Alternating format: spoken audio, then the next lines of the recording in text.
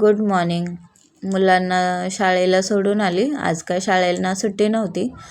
मग घरातलं सगळं आवरलं आणि देवांना आज स्वच्छ करायचं होतं.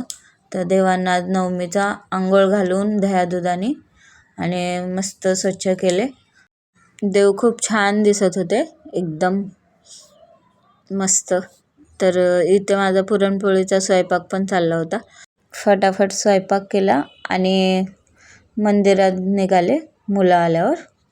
आमच्या इथे तुळजापूरचं मंदिर आहे, तिथे आम्ही जाऊन पाया पडतो. मंदिरात प्रसाद वगैरे पुरणपोळीचा नैवेद्य ठेवतो आणि मगच उपास सोडला जातो.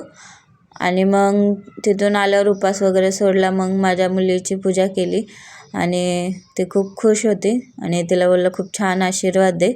आणि सोसायटीमध्ये ना एक देवी बसलेली होती, तिथे पण भंडारा होता, तर आम्ही तिथे गेलेलो.